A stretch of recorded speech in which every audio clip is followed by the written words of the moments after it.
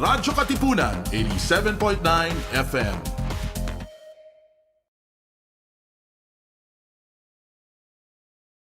Radyo, radyo, radyo, radyo, radyo, radyo, radyo, Katipunan, radyo, Katipunan, radyo, Katipunan, radyo, radyo, radyo, Katipunan, radyo, Katipunan. The voice of W Eagle kami, di mapipigil sa pagbabalitang tumpak at tama. Buhay atin sa labas ng eskwela, ating ibibida lahat ng eskwela. Radyo, radyo, Katipunan. Radyo, radyo, radyo, Katipunan. Radyo, Katipunan. Radyo, Katipunan. Kawal ni Ignacio, Katipunero sugo. Todo sa kayod, tunong at tulong. Di ba Blue Eagle, galing hiding at tigil.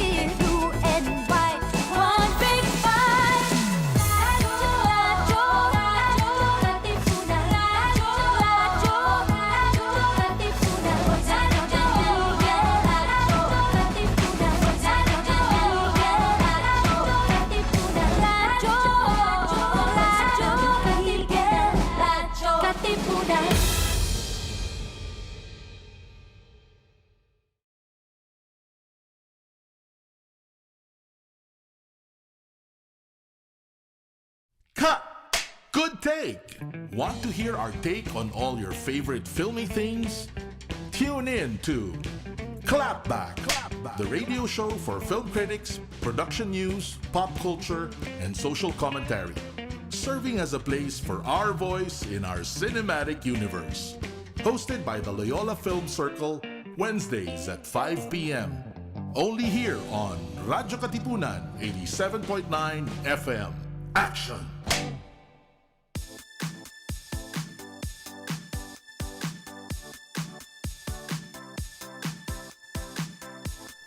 Hello everyone, we're back. I'm Max. And I'm Austin.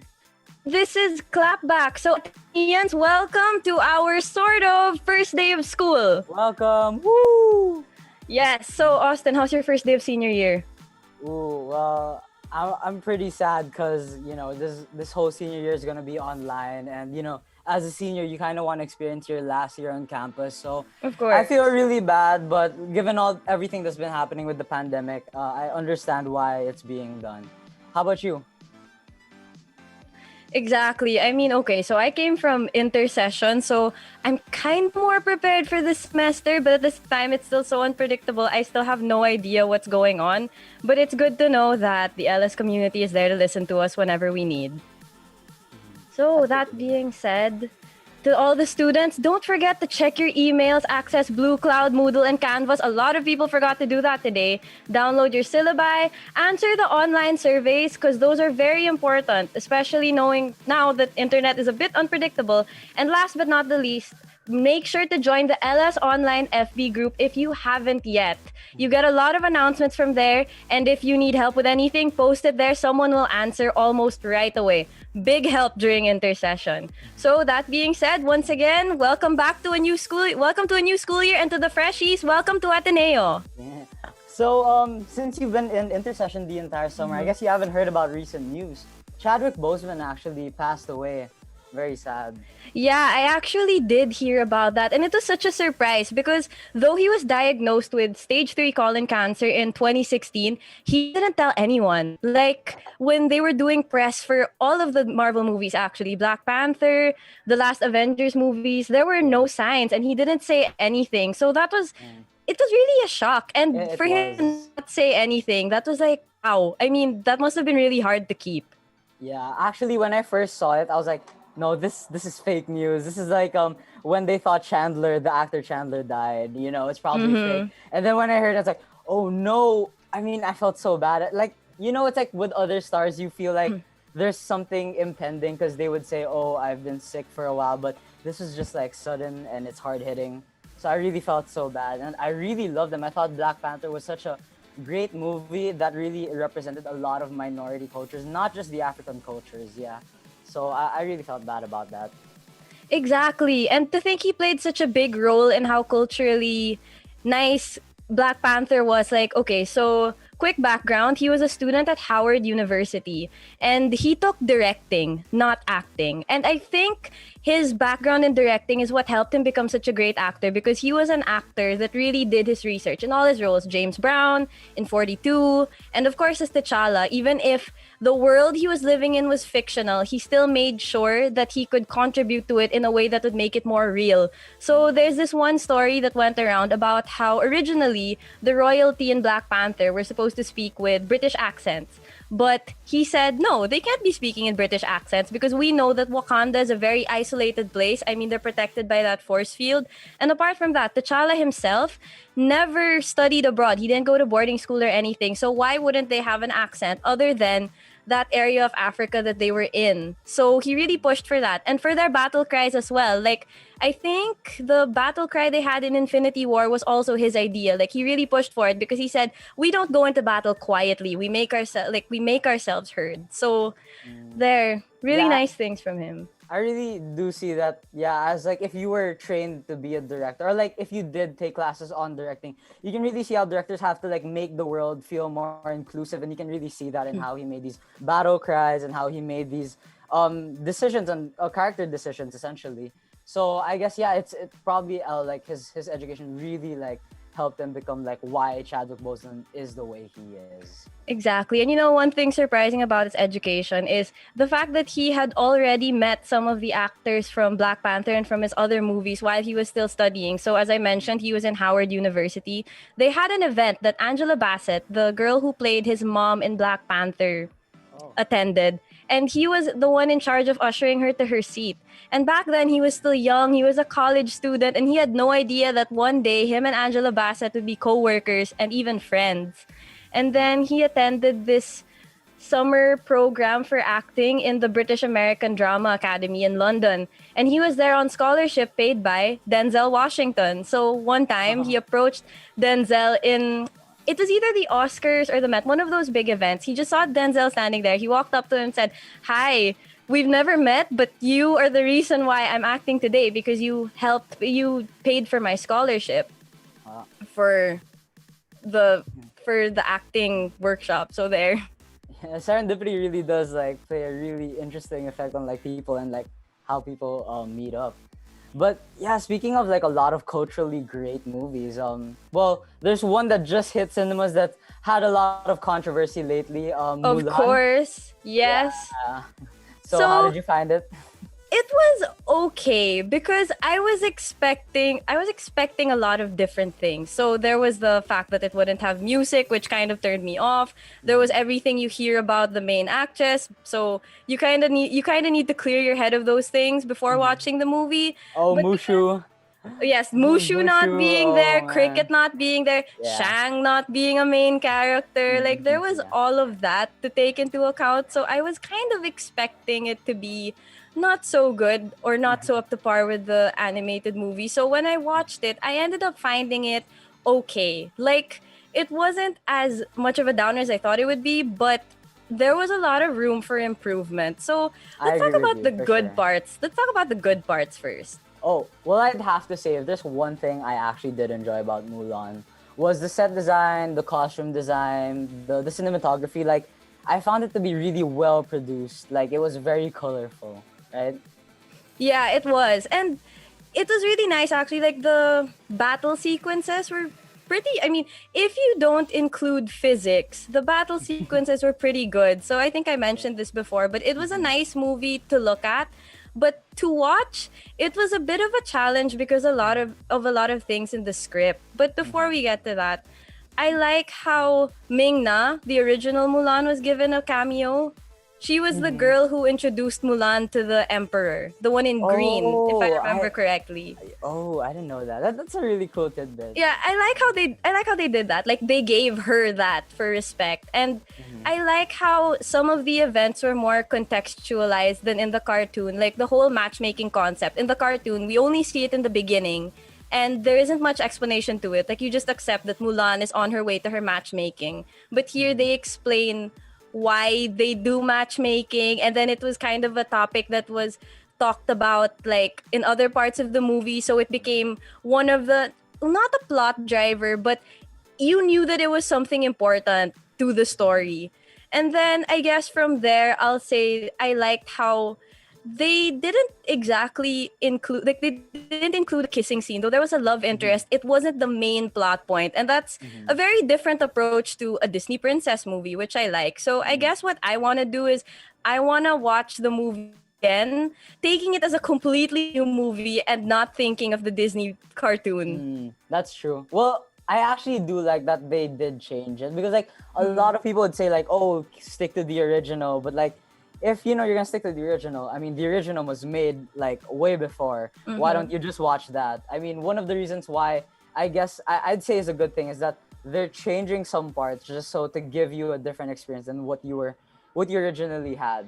So I'd say it's good. What I didn't enjoy was, while they did edit, they could have changed better things, because they, like, what I found that they probably could have changed better was I didn't enjoy all like what they did with the Mulan character. Like they gave her a lot of chi, or like a powerful girl, and they showed her like from the get-go she was really talented in all these martial arts and all these forms.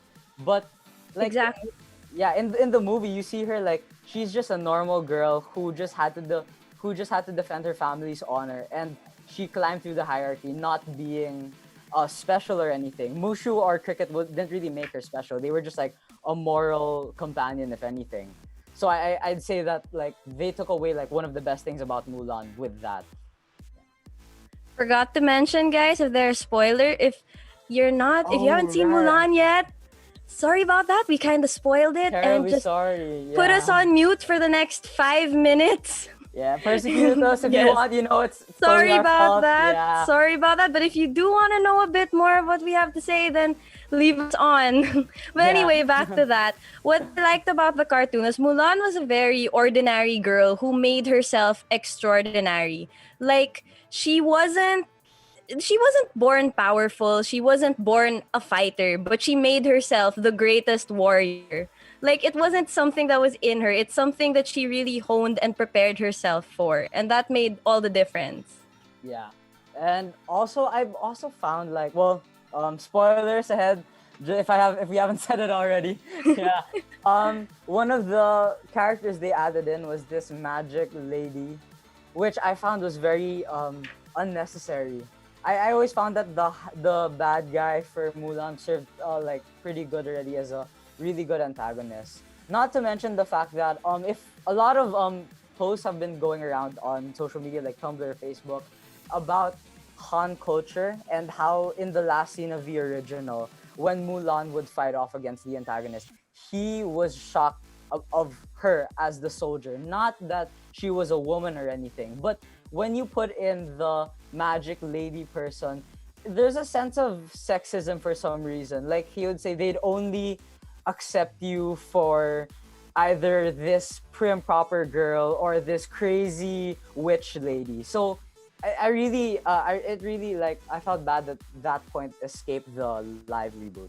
Yeah. I actually didn't think of that, but that's a really interesting perspective. So, to the viewers, before we spoil it further, if you've seen Mulan, the comment box is open and we'd love to see and read what you have to say. But anyway, back to talking about the magic girl. I think she would have been a more effective character if she were developed better. Like, she could have been a mentor figure if they got someone older. That It too. would have been more, if it would have been more effective. Maybe, I mean, Ming Na was there, like, she could have done it. Also, apart from that, like, was her death really necessary, or was she really necessary in the story? Like, could it have moved forward with or without her? I felt like it did, and I even found her death in the end to be really unnecessary, and like how she did it too, because she is a witch who, when you see her throughout the movie, she's been known to do all these amazing fighting techniques, and to have her death end up the way it did in the movie, I just felt it was kind of anticlimactic with the power that she presented throughout the movie. It was like this.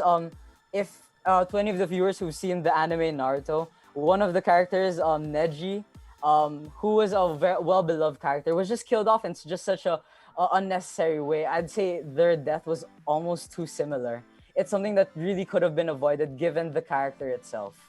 So I'd say, yeah, the magic witch lady was really underdeveloped, and she was really disposed of in such a terrible way. That's true. Like with all the magic, this is how she died. I think it was more of a symbolic thing than something relevant to the plot. But anyway, apart from that, the music, that's the next thing I want to talk about. So I appreciate how they included the original songs in the scores playing in the background. But what I didn't like is how they would have lines that they'd speak over it. Like for the one about A Girl Worth Fighting For, the Chin Po character said all of his cooking lines, like, I want a girl who can cook, over the score, but he didn't sing it. So for me, I know that we were walking into this without all of them singing the songs, but why did you have to speak a line over it? Like, go all in or don't go there, you know? Or if you want the lines to be there, it's been treated like a soundtrack and have someone else singing it at the background, but not the actors. But don't speak a stanza over the score. It just didn't work for me. I'm sorry. I feel like, yeah, I understood that it didn't come across like perfect, but I feel like that was Disney's way of like reaching middle ground, because they knew they couldn't bring in the songs. It would really change the mood of the movie. It wouldn't be a total action movie, and they couldn't bring Mushu and Cricket because it would also change the tone of a complete action movie. So I guess like that's what they were going for, try to find that middle ground, just like a little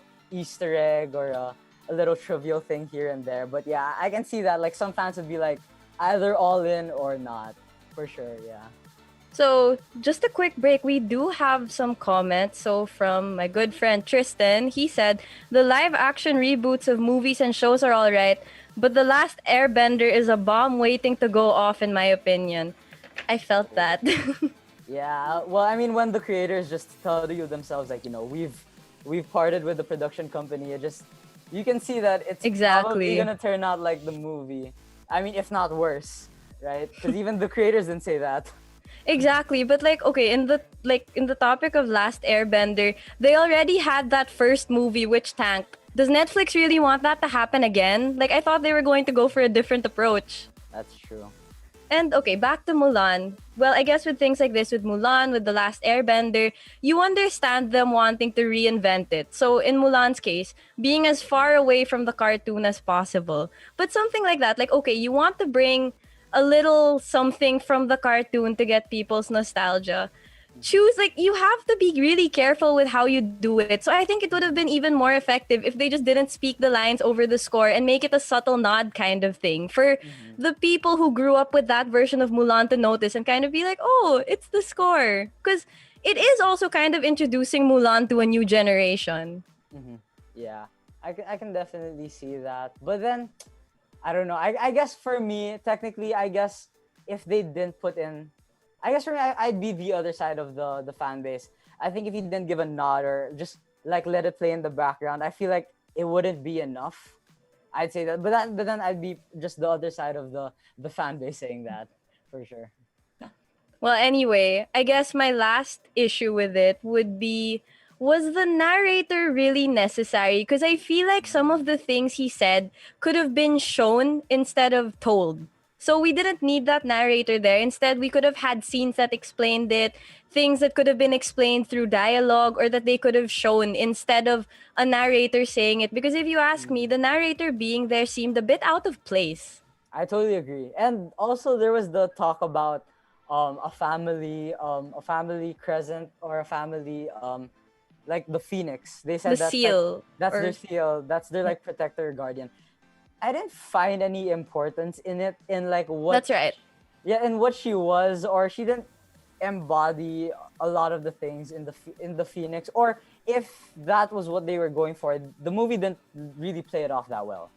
So, yes, like I read an article about how the Phoenix was the Phoenix is a symbol for Mulan, and how she's like, remember they mentioned from the ashes the Phoenix will rise, and that's supposed to be a symbol for Mulan, because remember that time when the narrator said, oh, this was the death of her male character, but the birth of her, like, finally accepting herself and being herself, and that's the most powerful part. So I think that's what they were going for. So anyway, Well, I think there was the movie probably wasn't as good if we have to kind of dig for what it was going for, right? yes, like I think they could have been more clear. Like they could have established why the Phoenix was there more. And I know that some viewers would have wanted to know if it was only Mulan who could see the Phoenix, or if the Phoenix was something everyone could see. Which is an interesting take. There was definitely a lack of exposition considering there was a narrator. Yes, actually. So before we wrap this up, a comment from Sir Justin. If it was not a Disney movie, I would find it very nice. So actually, from that, there was a Mulan movie made in 2009, which I have not seen yet, but I'm planning on seeing, which was Chinese produced. And supposedly, it's very good, like battle-wise, acting-wise. So I'm very curious about it, and maybe we can touch on it next time. For sure, for sure. So, anyway, moving on. A few weeks ago, since Comic-Con can't happen in San Diego this year, DC, unfortunately. right? DC came up with this event called DC Fandom, which for us in Manila lasted from 12 a.m. to around 7 a.m. All of the panels were free, and all you needed to do was submit your email address to get access. So that really messed up my sleep schedule, but I promise it was very worth it. So the first superhero they introduced, or superhero movie, was Wonder Woman 1984. And so far, it looks promising. So it was confirmed for a theatrical release, whenever that may be. But they said no matter what happens, it'll be in cinemas. So hopefully, the situation here is better by then. Hopefully by next Right? year, if anything, yeah. Exactly. And they started by introducing the trailer, which I found really nice. Like my favorite part, I can't stop talking about this. It's when she uses the lasso of truth to swing from lightning bolts. Oh yeah, I did see It's that so part. good. I That found was what's so this- good. I was a bit I'm a bit apprehensive about the antagonist. Well, because I always found Wonder Woman's enemies to be a bit they weren't as good as, let's say, Batman's enemies. You know, Batman has the Joker, Scarecrow, or Superman has Lex Luthor. So I'm a bit worried about how the Cheetah will pose as like a really good antagonist to Wonder Woman. But that being said, Patty Jenkins has done a really good work with the original Wonder Woman. It's probably my favorite movie from the DC universe right now. So I really have high hopes for the movie. Exactly. I really trust Patty Jenkins. And I also like what they did with the costume. I mean, it's a very different Wonder Woman costume from what we're used to. There's no skirt, and the predominant color is gold. But I like how it was designed to not follow the male gaze. Like, it's a suit of armor. And you know how they say, like, in video games, like, oh, why aren't girls ever wearing proper armor for battle, right? Yeah. So they really went against that. And I found that really nice. And that's something they also did with Harley Quinn from Suicide Squad. They took her classic red and black clown suit, but instead of making it a clown suit, they made it a shirt, pants, and a leather jacket, which is honestly really nice. I like how female superhero costumes are progressing based on this. Yeah, and actually when you think about it, Harley Quinn was only introduced in comics in the 90s, and she's already getting like immensely, like she's getting a movie time and everything. So it's really a great time for like for women superheroes and anti-heroes and all of those. When you actually, if you saw the trailer, Linda Carter made an appearance. She was the first Wonder Woman in TV, for those of you who don't know. She actually made an appearance in Sky High. Like she popped in like a couple Wonder Woman Easter eggs to people who knew her.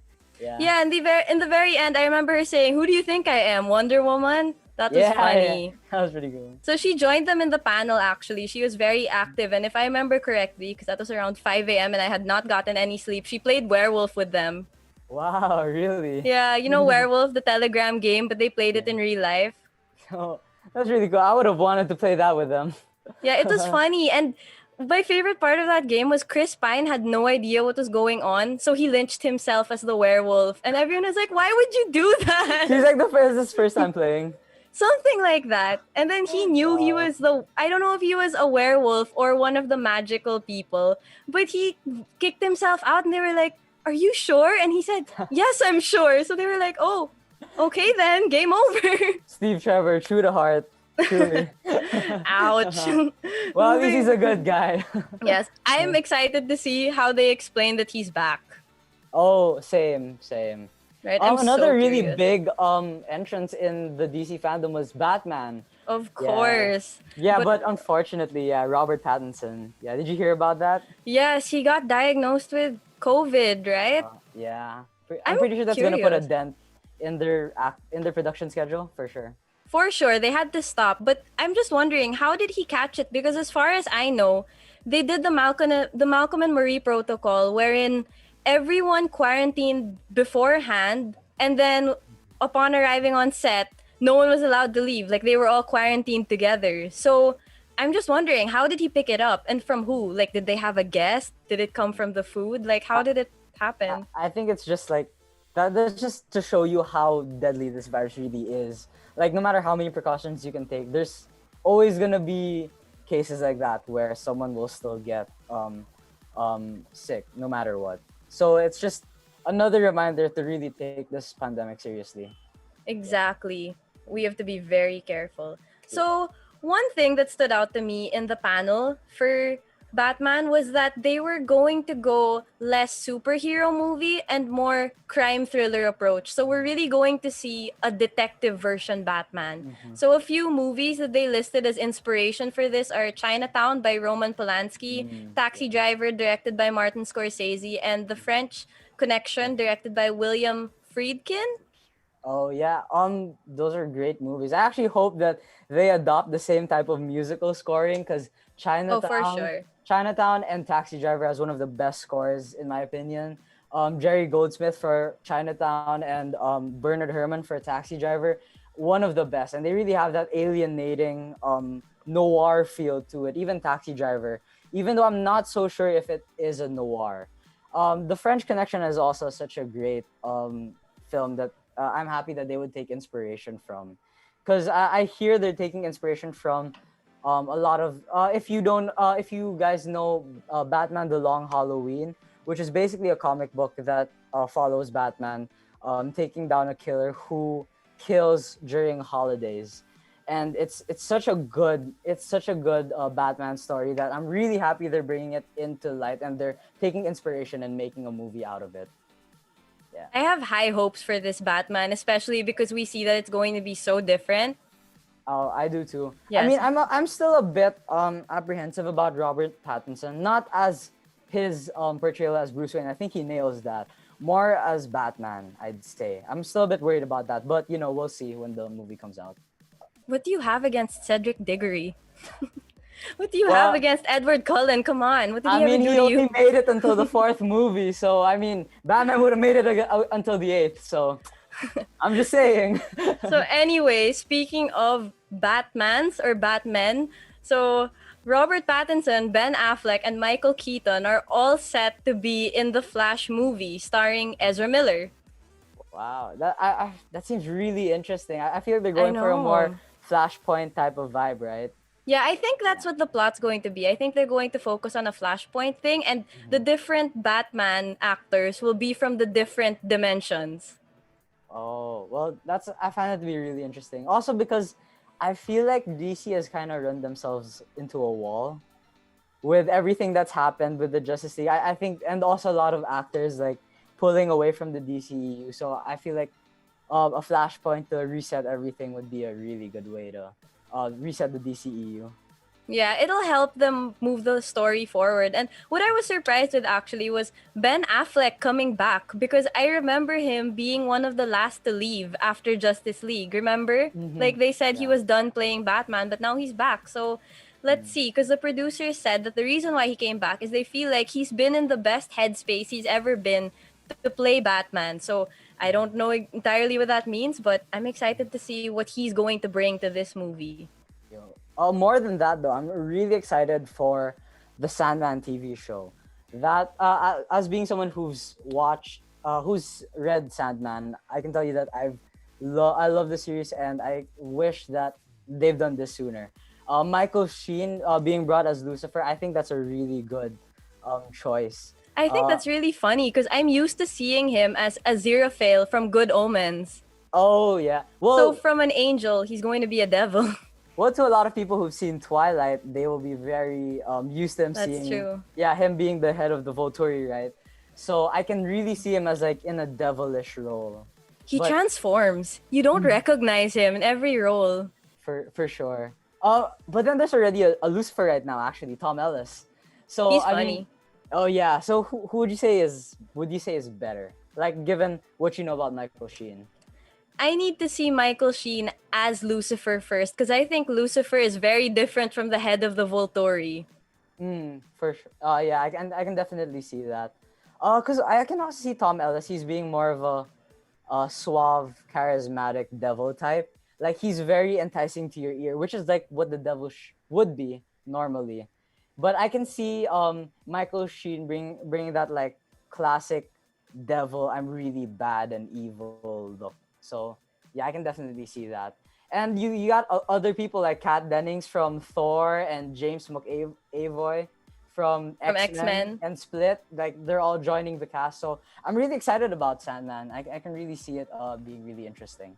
I'm seeing a lot of Marvel actors jumping ship actually because even in Suicide Squad, James Gunn brought a lot of Marvel actors with him, like Dave Bautista, the guy from Ant-Man, the one who said Baba Yaga, and of course his brother Sean Gunn.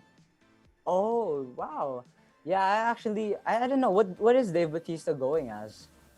I forgot which one. I think he's the Invisible Man. Oh, okay. Oh my gosh, he's invisible again. Remember the joke from Infinity War? Oh yeah. Oh my god. That And was I also- foretelling. well, I guess now it's gonna happen. Yo, we also got the Snyder cut from Yes. Justice League. That has gotten a lot of like controversy, like because a lot of people are saying it didn't even exist, right? Snyder was all it's there, and then what I sorry for some of the actors about was they weren't allowed to say that there was a Snyder cut, and I'm not just talking about the main heroes like Henry Cavill and Ben Affleck. I'm talking about the characters. Like they had an actress playing Iris West who wasn't allowed to say that she was Iris West until the movie would premiere. But because of the change in the change in directors, she couldn't say it at all. Same was for the actor who played Darkseid. So when it was confirmed, they were immediately like, "Hi everyone, we played roles in the Snyder Cut and you're finally going to see it." So I'm excited to see that approach actually because the script looks very different. Oh, that's why I feel really bad for how everything turned out with just the Justice League movie, because it's not just the movie itself. It had a lot of external problems. That's probably why it suffered. That's right. So apart from that, I'm excited to see the finally being a hero or anti-hero. I'm not too familiar with the character Black Adam. Well, Black Adam I'd say he's a bit of an anti-hero because while he does have the powers of Shazam and he doesn't want to relinquish it to anybody, that making him bad. He is a leader of a country. I don't know if that's how they're going to play him there. So he has this unique, like, he cares for this country that he rules with an iron fist. But at the same time, he's also like, he is a ruler and not the best and most kind ruler. So I'm really interested in how they're going to get The Rock to portray him. Will they portray him the same way as in the comics? So it's definitely something I'm really interested in seeing. And it's been like talked about for how long, right? Yes, it's been, I think, in production since 2014, but now's the only time they were able to move forward with it. Yeah, it's been if- a long time in the making. Yes, exactly. If you saw the trailer, actually, it was entirely animated. Oh, I guess because of COVID times. well, it's very understandable given everything. Speaking of, The Rock also got COVID.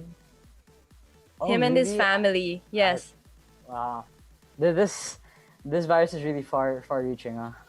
It is. Well, anyway, another thing I'm excited to see about Black Adam is that he teases a showdown with Superman. So I don't know if he's just doing that to get people excited or if it's something that's going to happen, but that's something I'd really like to see. And if he does have a showdown with Superman, who is it going to be? Is it going to be Henry Cavill? Are they going to get one of the old Superman actors, a new one, the one from the TV show? They should That's get something to Brendan look forward to. Routh.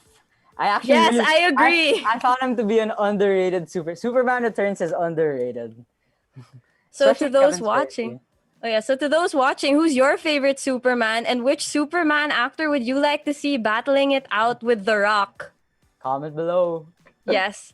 Actually, Brandon Routh. My vote is with Brandon Routh. I mean, I was so happy in Crisis of Infinite Earths when he was there. Yeah, and when he reprises his role, I also like Exactly. Kevin Spacey as Lex Luthor. Like, not a lot of people enjoyed it that much, but I really enjoyed him as Lex Luthor. I found him to be very, like, the good balance between, like, devious and smart and very intellectual. So, compared to Jesse Eisenberg, who seemed a bit off his rocker, in my opinion. So anyway, before we close this whole DC segment, we're in the world of Shazam. They confirmed the sequel as well, but there are not many details yet. They also had their cast just interview each other, play a few games, and I think that's what the purpose of this DC Comic Con thing was. More of to just remind everyone, like, hey, we're in a pandemic, but we're still here, we're still working on things, and to just show a different side of the heroes who are usually very serious. So For sure. anyway, moving on to the next part of our show. A big part of Ateneo life is org culture. So there are jokes about how some people are BS org minor in their actual course. So so yes, freshies, you gotta choose your orgs well. And Choose well, wisely. the reason why we're here is because of is because of Ateneo's premier film org, the Loyola Film Circle, or what we call LFC. So joining us today are three of my fellow LFC core members to discuss what the org has in store for the year and how everyone can be a part of it, both new students and returning students. So entering the Zoom right now are Jose Caico, the org's president, Renzo Guevara, the vice president for internals, and Joaquin Querido, the director for events. So everyone turn on your cameras. Oh, but let's not forget our very own Maxine Cruz, who's the vice president of project management. Hi again, everyone. Hey. Kaiko, you didn't tell any of us you were in San Francisco. Oh, sorry. I just made a detour while going here. Wow. Oh, I see. So, what have you guys been up to during the whole break? Or during the whole pandemic, sorry. Well, for me, I was just mostly watching movies, because I'm in LFC, of course, and also playing video games. And also, I got into baking, like baking bread. Oh, that's good to hear. What about kind you of guys? bread?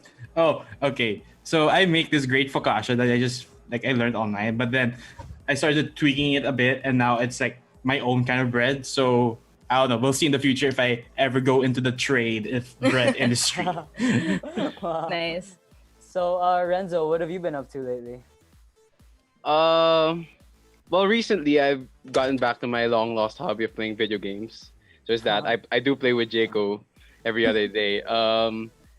I also semi got back into my backlog of Netflix. There's a lot of backlog in there, and I'm still trying to get through it. But most of the time, I've been keeping myself busy with work, org related, or even internships. So yeah, there's that. Wow. Gotta keep busy. The hustle's Yeah, there. I know what you mean. I know what you mean. Yo, do you guys miss going to the cinemas though? You missed Joaquin. Joaquin, what have you been Is doing? he here? Oh, Yes, he is here. I didn't. Okay. I'm so sorry. Didn't see It's you okay. there. Recently, aside from like ton of org work this intersession, I've been binging a lot of shows and films then. Like that's all I've been doing. Like what? There's a lot, but particularly like films, I watch Oscar nominated films. Like I'm trying to watch all Oscar nominated films from the last decade just to catch up on what I've missed from the last decade. So what movies have you seen recently? Recently I'm on 2016. So that includes like I'm not sure if you know like Loving or Captain Fantastic. Captain Florence, Fantastic. Yeah, Viggo Foster, Mortensen. Yeah. yeah, Florence Foster Jenkins Mhm. and Elle, Jackie, 20th Century Women, like those kinds of films. Oh yeah. Oh yeah, I heard Meryl Streep was pretty good there in the Florence one, Yeah, she right? Yeah. was. Like, imagine acting as someone who doesn't know how to sing. Yeah, I actually found it pretty funny. Like for an Oscar-nominated movie, diba? True. Yeah. Any other movies that you guys watched recently? Like any binges? So Oh. you first, Kai. Sorry.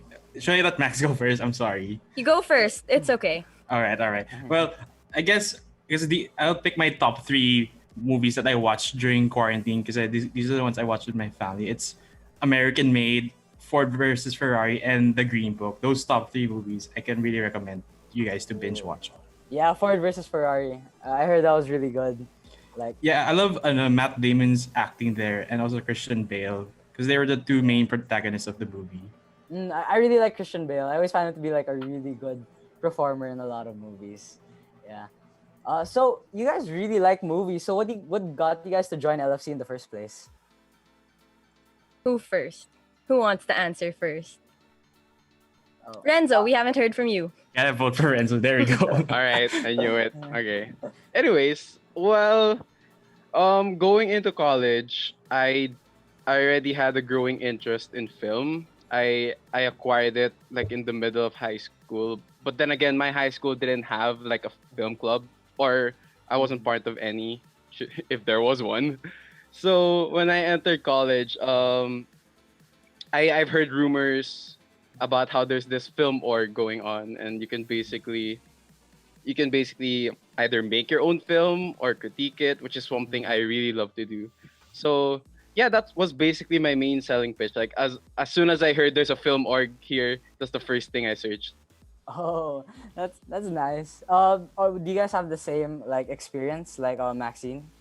Well, actually, I've always liked movies. Like, I've always liked watching movies, and I really wanted to learn how to make them. A year before I got into Ateneo, actually, I attended UTS. So I think that was LFC 20. I attended UTS, and my friend invited me, and I really liked it. Like, I liked the vibe. I liked how there was a movie. I liked everything. And I saw that it was brought about by this film org. So I was like, oh, okay. I'll remember this when I enter Ateneo. And then, true enough, Rec Week, I saw LFC, and I was like, okay, you know what? I am going to join because I want to learn more about movies. Oh, yeah, I think I had like something similar to that. How about you, Jose? Would you have the same? Would you have the same experience? You'd say?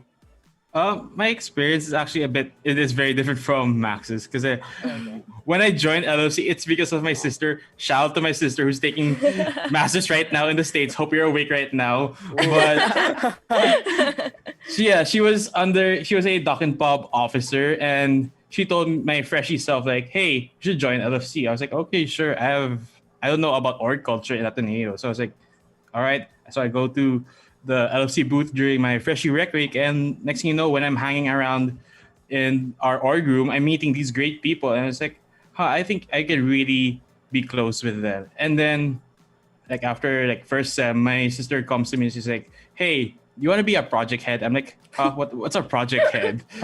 And what am I gonna do? And then she's like, "You should be a project head for FLC." So FLC is the it's the project of LFC where we tackle film topics in a series of classes under like a centralized theme. So I thought about, and then I said, you know what, why not? So I pitched it to the officers, and the theme I went with was 80s, because around that time, when I was in my freshman year, it was like a trend of going for retro. So I went with the classes talking about martial arts, FPJ, iconic horror films, and sci-fi films. And fun fact, that's when I also met Renzo for the first time. He was one of the writers for the event there. So it was really cool that I met him before I really met him. And after the project, I was like, you know what? I know how core works. I love these people. And you know what? Might as well stay and try to be an officer there. And next thing you know, here we are. Start from the bottom, now we're here. Exactly. Yeah. Yeah, that's nice. So, Akian? Yeah. So personally, even before college, I wasn't actually active, or it's the kind of person who's active in organizations. Like I only. That's hard to believe. Well, it is. So I only joined, even before, I only joined orgs or got interested in organizations when in college in Ateneo during rec week. So when I saw like LFC, like I saw, oh, they were promoting it now. Oh, it's a film org, so join if you like film. That only that, like if you don't know about making film or anything, even if you just like watching films. So that's why I joined, because parang it's an interest org, so it interests me. So why not join? That's the reason why I joined, and I'm still here because I love the org. It's so nice. That's great to hear. So, Before continuing, actually, I just wanted to acknowledge the presence of Miss Diana Mendoza, LFC 21 president. Thank you for dropping by. For my good friend from grade school onwards, Janelle Algara, hi. And of course, events baby Cassandra Magdaluyo, Marlene, hi. Yes, hello, Marlene. Marlene! I love you. Thanks for tuning in. Get the rest of the team. Let's go.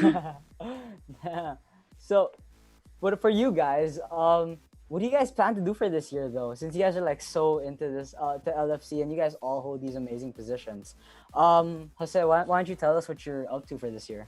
So my original plan for LFC was basically to engage our members more in LFC. So like showing off our core competencies to them. So it's film appreciation, film production, and film critique. And another part of the plan was also having collaborations with our cluster, the Media and Creative Arts cluster. So shout out to the MCA org presidents and the MCA officer team. Hope Go you guys are here. MCA. So from my experience and also past experiences of presidents, MCE is really close. Like we can enter each other's org rooms without question. And all of our members in LFC are also part of the other MCA orgs like ACOM, AMP, and COSA. So what I'm looking forward with the MCA is collaborating them with with our projects so we can help engage our members better. That's great. How about you, Maxine? What do you guys plan to do for your department? Okay, so my department is the project management department, which actually works very closely with Joaquin's department since a lot of our projects are events. So I Yes, think what madam. we're trying to do right now, keyword is trying, we're trying our hardest, is to bring these events, which are usually in real life, to the online setup. So right now, all of us are trying to get acquainted with live streaming, like with using OBS. We're seeing how we can have members film things even without being on site. We're trying to get like familiar with how we can do online movie screenings, things like that. So if you guys are interested in all of these things, you can join LFC to get priority to these very fun events. So coming up, we actually have LS1, which will be in November. This is Loyola Screen 1, and we'll be screening a local film that's been making waves recently, and you guys are just going to have to join the org to find out what it is. So Joaquin, you're working with Maxine a lot. So what other projects do you guys have for your department? Yes, so as like what Maxine said, we also have other projects like Fet du Film, which is another film screening which uses films, international films. So aside from that, we also host the very popular event in the Ateneo community under the Stars UTS, which is our Valentine's themed event. So it happens on February. So as of now, we are still planning on how to go about it. So make sure to stay tuned and see any announcements from there. Aside from those, we also have film workshops and film classes where you can learn skills in filmmaking like script writing, editing, cinematography. So if you are interested in knowing on how to learn those, then join LFC. And remember, we don't just make films, we also critique films. Right, guys? I think all of us here Yes. have started by critiquing films. Yeah. And last but not least, we also have Renzo, who will be telling us what he will be doing for his department. Okay, hi. Funny story. In my first year in LFC, I wasn't exactly the most active. The project Jaco mentioned a while ago, I got the right for his project basically. That was like my first real job in LFC, and it was really just by chance. And looking back at it now, all my early years in LFC were all just by chance. Like my first few jobs, my first few positions, and like what really drew me in to stay in the org was the people. Like the officers, they were so welcoming. The members, they were so nice to work with. So as VP for internals, I'm basically in charge of taking care of our core officers. I really want our members this year and moving forward to really feel what I felt. I want the officers to have the same passion as I did and the same passion as other officers who came before us. We really just want to have a welcoming environment for our members for them to stay, because film in general, it's really just an amazing thing, and it's changed so many lives, and I can definitely say it changed mine, and I do hope we can do the same for our members. That's really great to hear. And I'm pretty sure, like, we're given like everything now, a lot of people will crave that being together to socialize online. And so, with that said, given that orgs need to always be in contact and always learn to communicate, what would you say is your department's biggest challenges for the year? So, for the president, what would you say is like the biggest challenge you have, and how would you adapt to this problem? I think this applies to almost every org naman, but the biggest challenge talaga was how can you engage our members now better this year due to pandemic.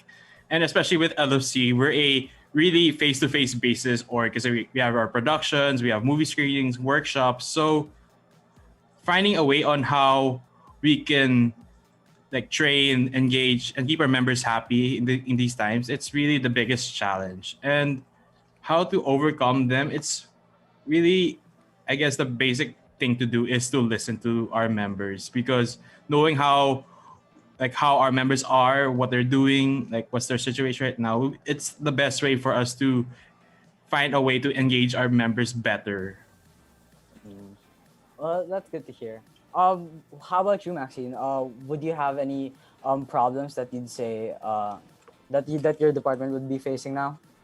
We're actually directly affected by what Kaiko said. Our biggest challenge right now is getting used to getting everything online, because it's not like before when we could just fill up a few forms, pick a room in Ateneo, and have things happen. Now it's, okay, we need to schedule things differently. The processes for booking things are different because we're not booking rooms in Ateneo. Instead, we're booking time slots. We can't clash with other orgs. So it's been a big challenge, but we're getting through. I mean, every time we talk about it, every time we sit down for a meeting, every time we attend a workshop or talk about moving to the online setup, it gets a little bit easier. So I have hope. Oh, that's great to hear. What about you, Joaquin? I mean, being with events, I mean, must be pretty hard. Yeah, as like the name itself, parang like events. So since I work closely with Maxine with PM, Project Management Department, like my committee handles actually the events, all events of the organization. So imagine that from having physical events last year, like able to do film screenings in a venue, and then UTS in Belfield, and then basically all physical events, we have now to figure out how to translate those to an online setting. And it's pretty hard for some. Like, it's pretty easy to translate a film screening to online because we just have to live stream or we just have to show the movie online. But for physical events that rely on physical interaction, like UTS or even like the workshops, because an online setting is not that great really for face-to-face interaction. So we're trying our best to see how we can do it in this online setting. Oh yeah, it's gonna be really hard with like this pandemic and everything. Well, Yeah. And for Renzo, how do you plan on like tackling the internals of people? Because I feel like people are really like stressed with this pandemic, right? Like you got a lot of people who are That's the thing. Like one of the best things in general about not just LFC but just orgs in Ateneo is really the org culture. So aside from our work, it's really the socialization aspect of it all, and we kind of lost a huge chunk of that because we're now online. And yeah, everyone's working hard, everyone's doing their part, but at the same time, it's kind of hard to form like connections or friendships when it's just through a screen. So I think my biggest challenge this year is to just make sure my officers keep enjoying what they do. And I know they do. It's just I just really hope it's not just work for them, because I think we really took up these roles because we love the org and we love the people. And I just want to bleed that into our officers so that they can impart the same thing to our members. So yeah, it's just kapit lang, I guess. It's really a hard time for all of us. And yeah. It really is. That's why why don't you tell us what do you guys find that like LFC members would like really look forward to? So Jose, what would you say is like what they would look forward to if they joined LFC?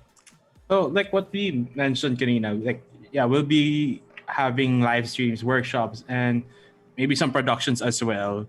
But we also have a reminder for ourselves that we're not just work, like what Renzo said.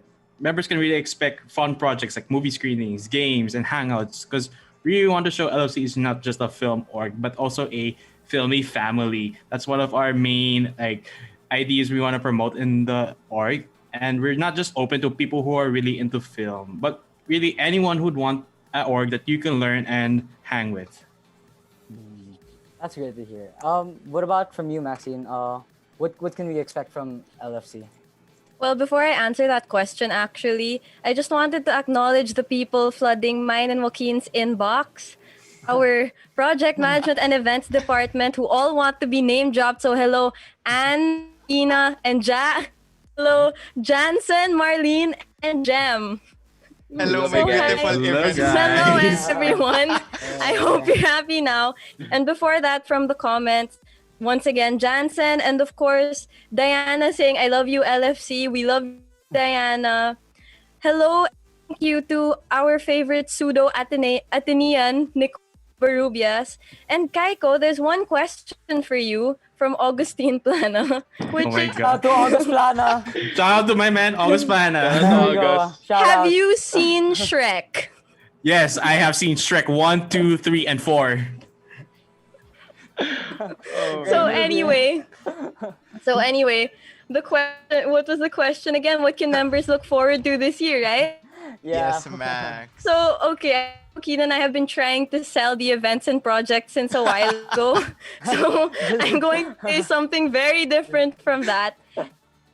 And it's at LFC, you will make a lot of good friends. I mean, I think all of us can say this, that when we joined LFC, we weren't expecting to make the friends that we did make and have these really nice working professional and non-professional relationships with them, because more than anything, I mean, apart from being a movie org, LFC is a very hangout org. I mean, let's be real here, our org room was always one of the noisiest ones in MVP. Oh, True. definitely. Yes, Definitely. right. And honestly, Yeah. that's translating to the online world. Like, all of our group chats are always so noisy. Our Discord servers are always full. And of course, internals like Renzo and our HR department are always working on activities to get members engaged. So, regardless of it being online, I'm sure people will still make friends, and that next year, when we all see each other again, it's all going to be as it was, the warm, filmy family that Kaiko mentioned.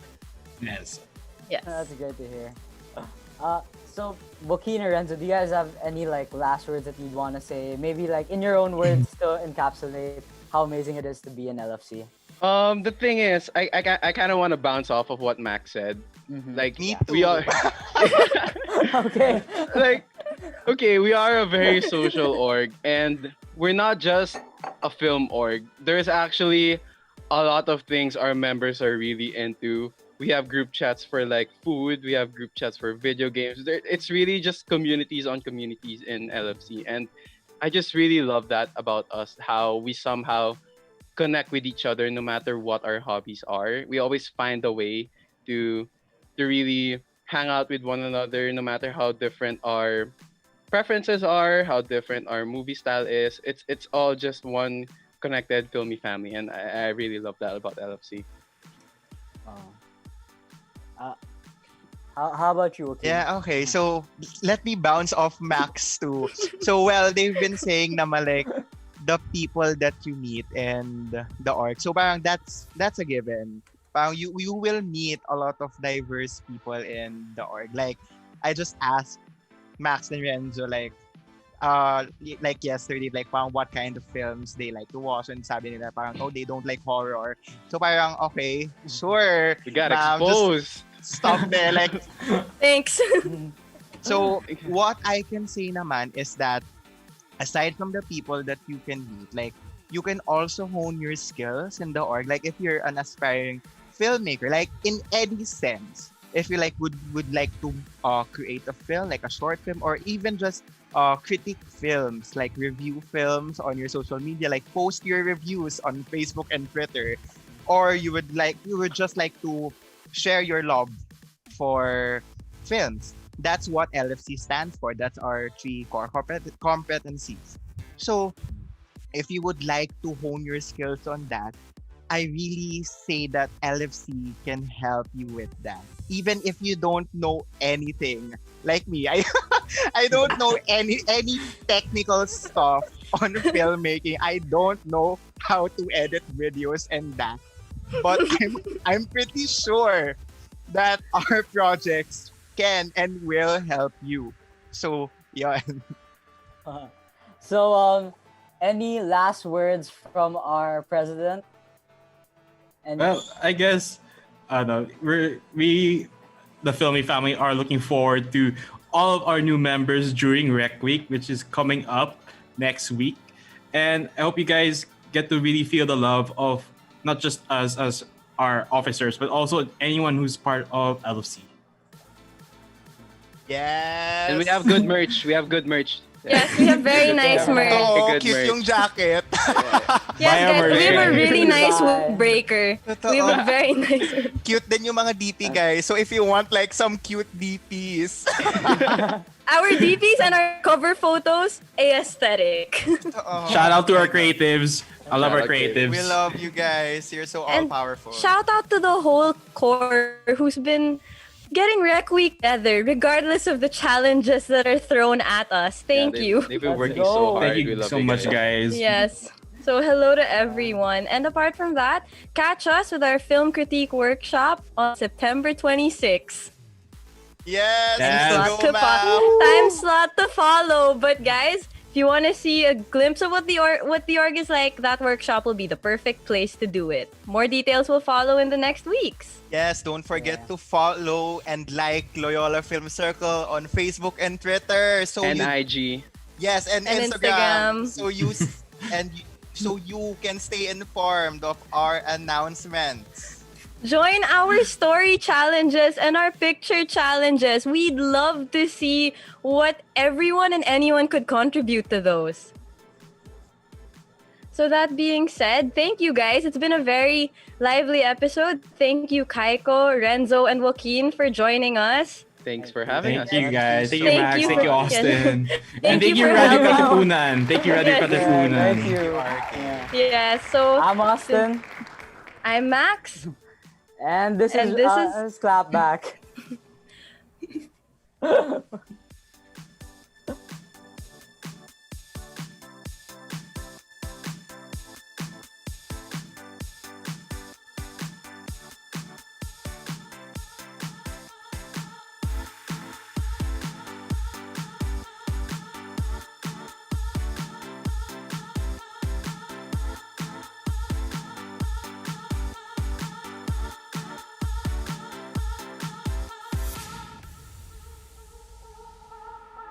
Cut! Good take! Want to hear our take on all your favorite filmy things? Tune in to Clapback, the radio show for film critics, production news, pop culture, and social commentary. Serving as a place for our voice in our cinematic universe. Hosted by the Loyola Film Circle, Wednesdays at 5 p.m. Only here on Radyo Katipunan 87.9 FM. Action!